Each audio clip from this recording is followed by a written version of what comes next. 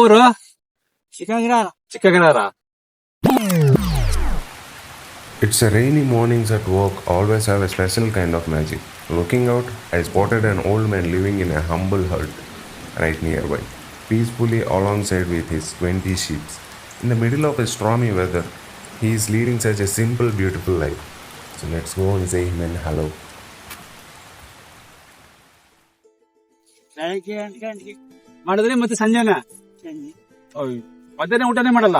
ನೀರಿಗೆ ನೀರು ಹಾ ಮಳೆ ಇದ್ದಿದ್ದು ಸರತ್ ಇರೋ ವೇತನು ಹಾ ಆ ಸರತ್ತಿಗೆ ಹಾ ವೇತ ನಾಲ್ಕನ ಇರೋವು ಹಾ.